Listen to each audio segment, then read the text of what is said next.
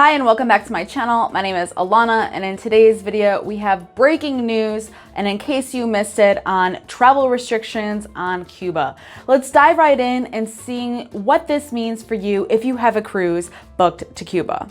National Security Advisor John Bolton announced today that the Department of Treasury will now limit travel to Cuba, limiting it to family travel. This may possibly affect cruising and the cruising industry in Cuba. They also went further and also restricted the amount of money when Cubans go and visit their family in Cuba, the amount of money that they can bring back to their family. This has also been regulated now to $1,000 per quarter. So about $1,000 every 3 months is what they're being regulated to.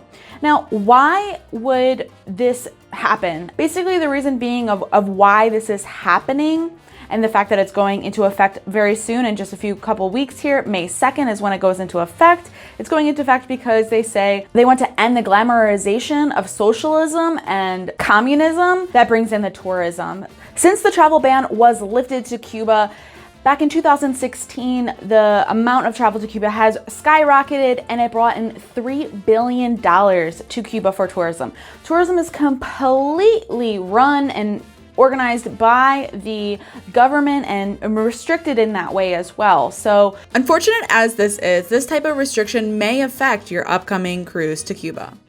Cruise lines may have to reroute those scheduled sailings.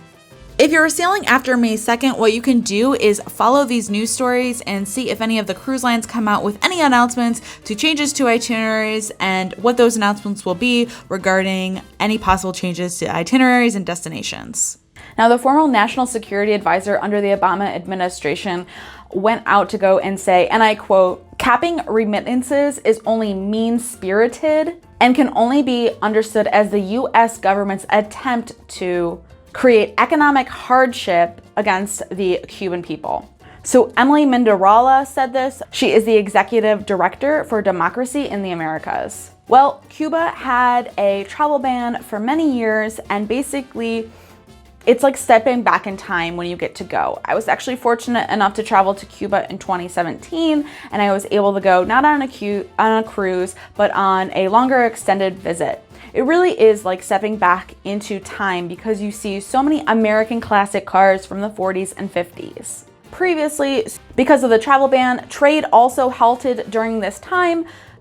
Cars were the main import from America, so that is why when you go to Cuba now, you see so many old cars that they have repaired and restored, and that is such a sense of pride to the Cuban people that they have been able to restore and repair these old cars. And it's actually quite a bit of what the tourism is there, is driving around in these old classic cars. So this is a brand new developing story here. So we will keep you updated on what this means when any cruise lines come out with any announcements and what this means further for cruise travelers. But as of right now, cruise lines haven't made any announcements. We'll have to keep you in the know for that one, so make sure you stay tuned. And if you enjoyed this video, please do give it a big thumbs up. Thank you so much for watching. Subscribe for more, and we'll keep you updated on these developing stories on Cuba travel.